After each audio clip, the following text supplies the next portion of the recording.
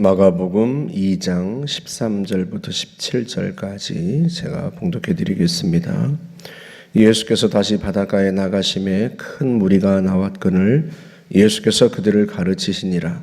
또 지나가시다가 알페의 아들 레위가 세관에 앉아 있는 것을 보시고 그에게 이르시되 나를 따르라 하시니 일어나 따르니라. 그의 집에 앉아 잡수실 때에 많은 세리와 죄인들이 예수와 그의 제자들과 함께 앉았으니 이는 그러한 사람들이 많이 있어서 예수를 따름이라라.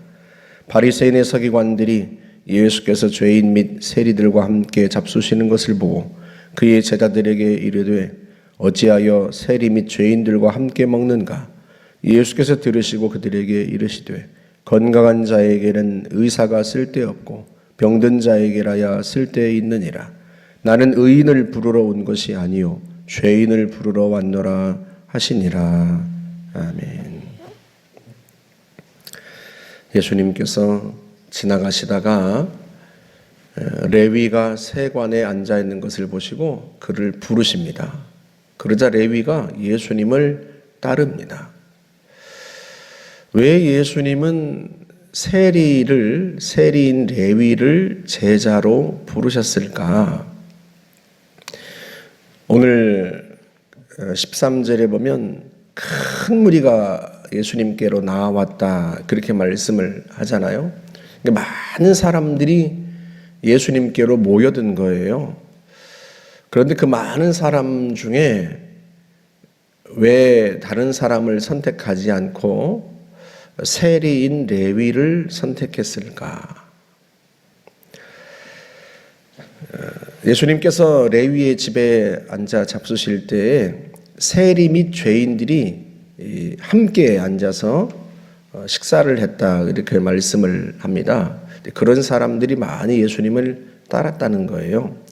세리와 죄인들이 예수님과 함께 먹었다. 세리는 알겠는데 죄인들, 여러분 죄인들 이게 이마에 나는 죄인입니다 하고 써놓고 다니는 것은 아니잖아요.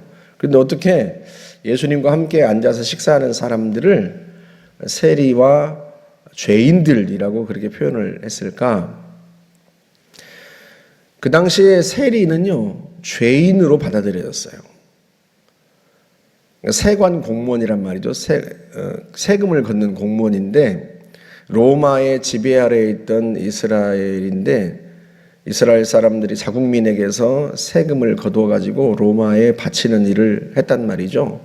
그런데 이 과정에서 본래 부과된 세금보다 더 많이 거둬서 그 세금을 착복하고 하는 일들이 비일비재했어요.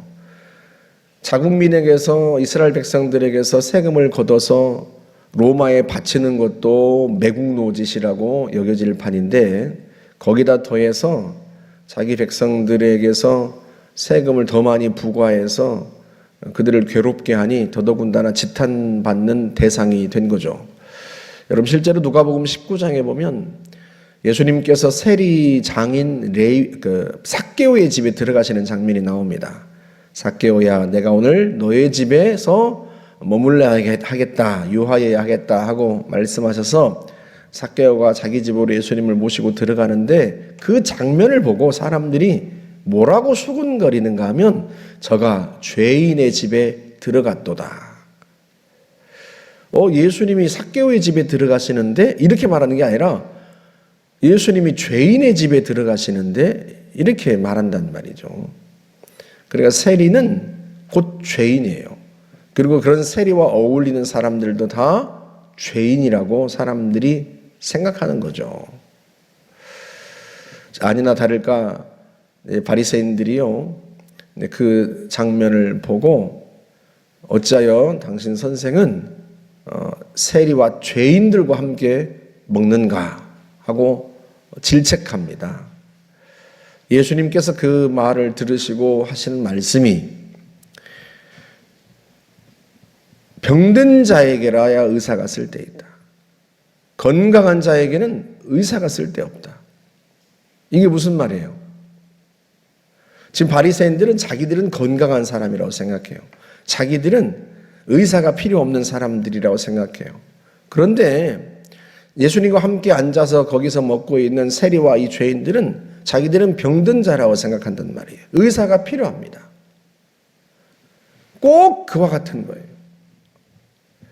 건강한 자에게는 의사가 쓸데없지만 너희들은 나를 쓸데없다고 생각하고 너희들은 나를 필요로 하지 않지만 병든 자에게는 의사가 쓸데있다. 이 사람들은 자기들의 영혼이 병들었다고 생각한다. 의사가 필요하다고 생각한다. 그래서 나를 따르는 것이다. 나는 의인을 부르러 온 것이 아니요 죄인을 부르러 왔노라. 그러니까 예수님께서 레위를 부르신 이유, 레위가 예수님을 따르는 이유, 그건 다른 것 때문이 아니에요. 이들이 죄인이기 때문이고 이들은 예수님을 필요로 하기 때문이고 그래서 예수님이 이들을 부르시는 거란 말이죠. 여러분 실제로 누가복음 5장에 보면 레위가 예수를 위하여 자기 집에서 잔치를 했다 이렇게 말씀을 합니다. 예수님께서 레위의 집에서 식사를 하시는 것은 그냥 단순히 지나가다 밥 한 끼 드시는 게 아니고 레위가 예수님이 자기를 부르시니까 그게 너무 좋아서 자기 집에서 잔치를 벌인 거예요. 잔치를. 그게 너무 좋아서. 여러분 예수님께서 자기를 부르는데요. 자기는 지금 예수님을 따라야 되잖아요. 자기 직업을 버리고 자기 가정을 버리고 예수님을 따라야 되잖아요. 그런데 예수님을 따른다는 게 너무 좋은 거예요. 예수님이 자기를 부르신 게 너무 좋은 거예요. 그래서 자기 집에서 예수님을 위하여 잔치를 벌인 거예요. 그리고 자기 친구들을 많이 부른 거죠. 너무 좋으니까. 병든 사람은요, 병원에 가지 말라고 해도 자기가 자발적으로 찾아갑니다. 왜? 의사가 필요하거든요. 병이 낫기를 원하거든요. 그런데 건강한 사람에게 병원에 가봐 그러면 내가 왜 가? 그렇게 말하잖아요. 우리가 정말로 그렇게 예수님을 필요로 하는가? 나는 예수님이 없으면 못 살아요. 나는 예수님이 필요해요. 그분의 은혜가 필요해요. 나는 그분이 반드시 필요해요. 나는 예수가 필요 없어. 내가 왜 예수가 필요해? 내가 뭔 잘못을 했다고? 내가 무슨 죄인이야?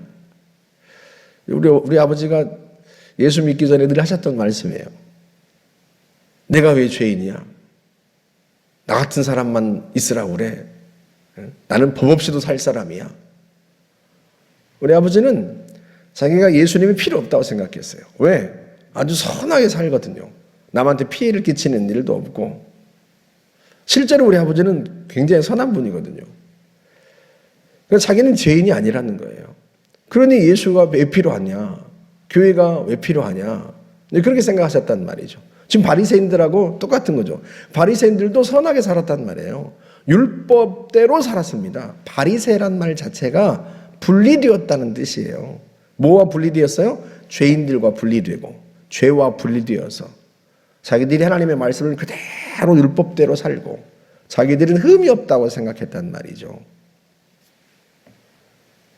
그러니 자기들은 죄인이 아닌데 굳이 예수님을 따를 이유도 없고 그러지 않겠습니까? 건강한 사람이라고 생각한단 말이죠.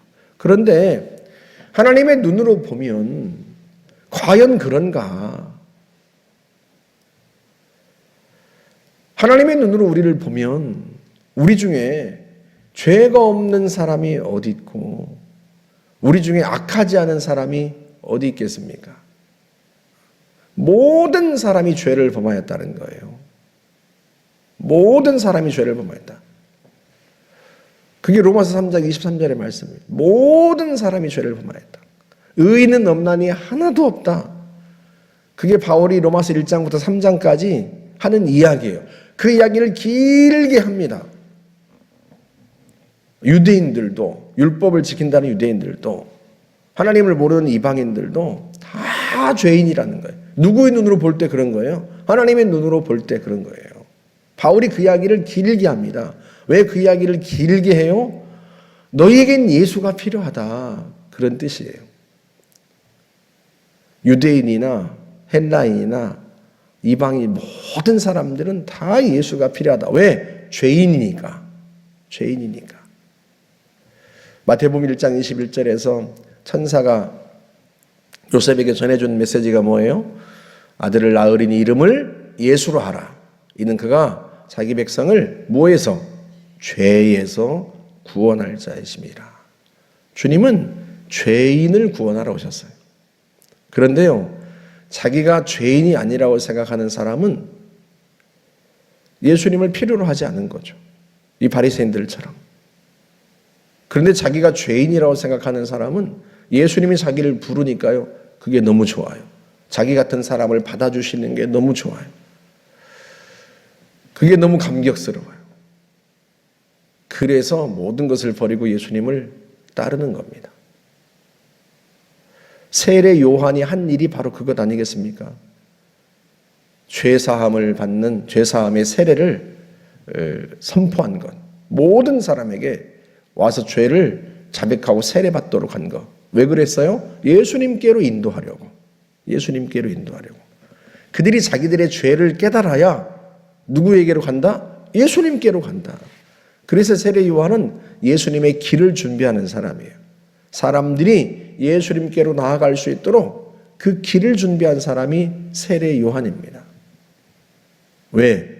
사람들이 죄를 깨달아야, 자기의 죄를 인식해야 예수님께로 가니까요.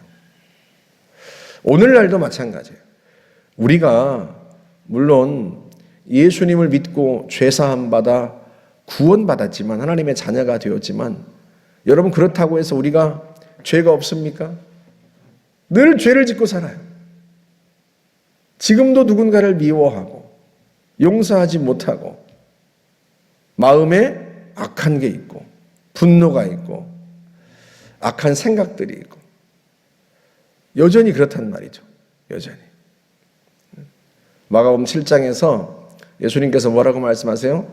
마음에서 나오는 것이 사람을 더럽게 한다는 거예요. 무엇이? 마음에서 나오는 악한 생각. 악한 생각.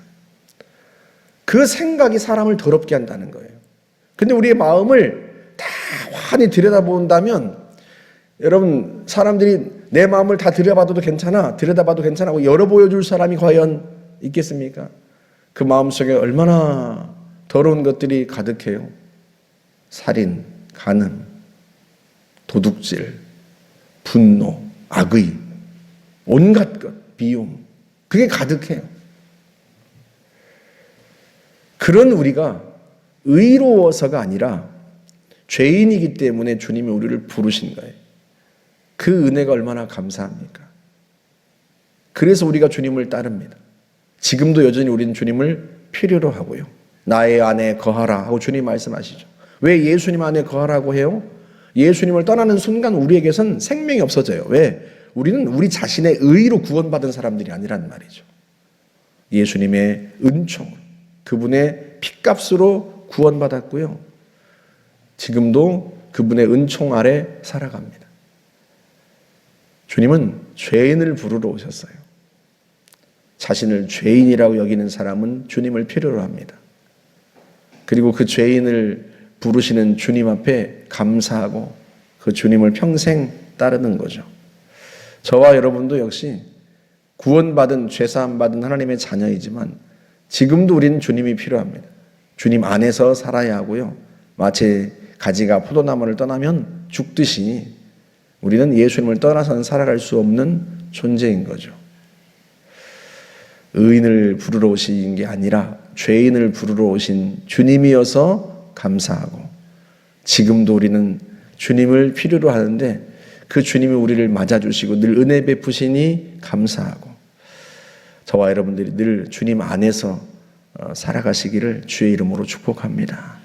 함께 기도하겠습니다. 좋으신 하나님 감사합니다. 의인이 아니라 죄인을 부르러 오신 주님을 찬양합니다. 죄인인 나를 부르시고 구원하여 주신 주님을 찬양합니다. 오늘도 우리는 주님이 필요합니다. 주님이 베푸시는 은총이 필요하고 그 은혜를 힘입고 살아갑니다.